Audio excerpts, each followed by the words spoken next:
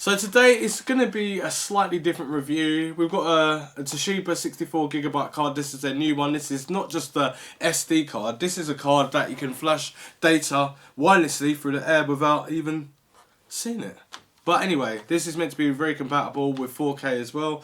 It's got a read speed of 90 megabytes per second and a write speed of 70 megabytes per second. That doesn't sound right. Well, it is right, yeah. So basically this SD card, you need a compatible device that has got the eye-connected software that's built in, because this is the software for this, but you need a compatible device that be able to actually make that happen and make it Wi-Fi.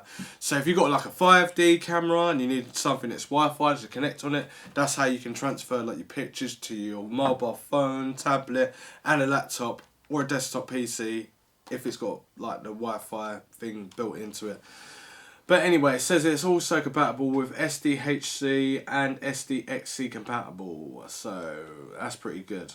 But we're going to be testing the speeds of this because it does say it can use this for 4K, and 4K needs quite a lot of brutality of read and writes. Now, it's saying 90 megabytes per second and 70 megabytes per second, but I've never really seen that in a FlashAir card, and that's not too bad.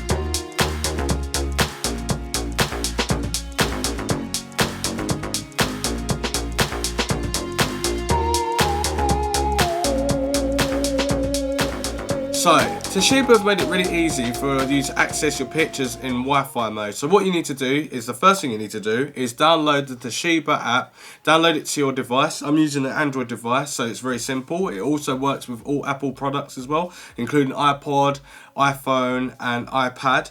And what it is you put the SD card into a compatible camera, which I've got one here, which is a Coolpix L27, and I've got the SD card in there, and it activates when you go into the menu. It could be disabled if you've got the camera and you're not using it.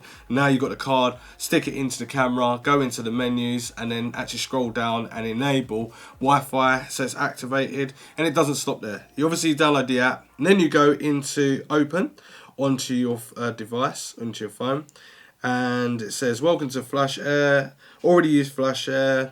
Yes, I do already use FlashAir. Scanning for FlashAir card. Make sure you got your camera device turned on, or it will come up unable to locate card device, FlashAir device I should say. So I go to refresh. Now my camera's on. It's scanning, and it has connecting to the FlashAir. Please wait, connecting to Wi-Fi FlashAir. So what it does, takes you off the Wi-Fi that you're already on. Say that you're on the home network or business network or anything like that. It will come off of there and then it will connect straight onto the card, which is obviously enabled device like a camera. And at the moment I've got no cameras in there, but you will see this lovely little menu. So it's got FlashAir, then it's got the device, and then you've got all my pictures there from my actual, no actually that's not actually on my phone. So I can actually take the images from my phone and then actually put them onto the SD card.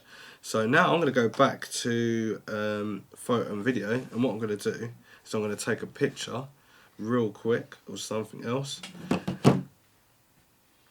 So let's take a picture of that.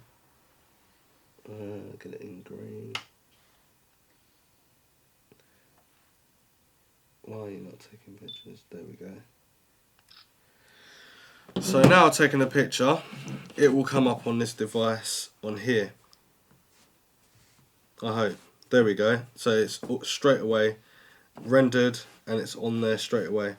And you can zoom in, depending on your device and what quality it is. This is my little daughter's one. She's only 7 years old and she's got a better camera than me. But anyway, so it can take pictures just like that, no problem whatsoever. And it's stored on the SD card, but you can Wi-Fi, travel back in time. Yeah. Anyway, so if I take a picture of something else, I don't know, I could take a picture of the camera girl. Why not? So if I zoom in on her, dun, dun, dun, there we go. Right, so I've got a picture of her, and what will happen is it will come up on the FlashAir card. So I go into here, and it's still rendering. It's still rendering, or do I go to? There we go. It's right there. Look at that. Bang. There she is. It's all good. That's quite a good picture actually. Right, I'm gonna have to invest in getting a camera like my daughter's. Why not? Anyway, that's what that's just awesome. So I just read on the back of the box, it does speculate that depending on 4K, and obviously 4K RAW and everything like that, it does rip your SD card to bits. It's saying that it can use it to like record on 4K onto the SD card, as well as 2K and 1080p and 720 and all the other resolutions as well.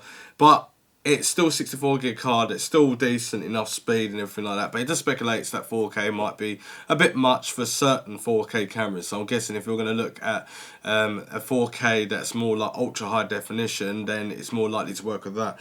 But also the app's like pretty useful, it's pretty good. You can obviously send a picture over, and once you send the picture over, you can press the refresh button, and the refresh button will show up the pictures in an instant. It's like really quite quick. And then you've got like this tick as well, so you can select all the pictures that you want and one you want to delete as well. You can go into FlashAir, and then you can go into obviously your device, and you can grab your pictures and video and put it onto the SD card for storage, which is quite cool, and it's pretty decent speed. Then you've got photo, video, music and folders, so you can get any data and grab it and then put it on the SD card as well. So that is pretty good. And then you've got this other little FlashAir information, so you've got SSID, so it's like security and stuff for your SD card, and then it's got how much space you got in there. So 59.52 gigabytes that you get remaining from the 5960 gigabytes from the 64 gigabytes that it says, but obviously it's all to do with calculation and stuff. Firmware update versions on there as well, and then I can go out of here. And then I can go to settings. Then it's got display date on. Then it's got square thumbnail on, so you can turn it on and off. Auto reload on and off, so you can see on the screen and stuff. Auto connect on and off, and then clear cache from the SD card.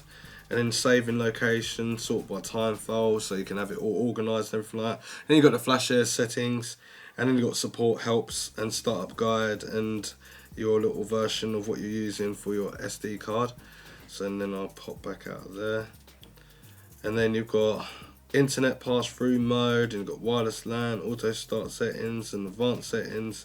So you can really play around with this quite a lot to get the best sort of settings and organisation you can for your little SD card. Then you can change the FlashAir card as well if you want to another card. But I'm going to go to cancel, and then obviously I want to just go exit, because that is the concluded review of the Toshiba Air Flash card.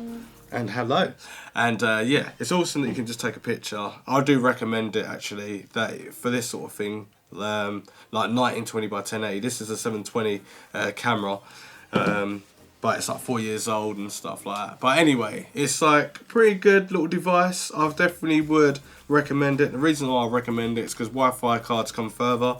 It's 64GB, even if you ain't going to use it for obviously Wi-Fi back and forwards of data and photos and videos, whatever.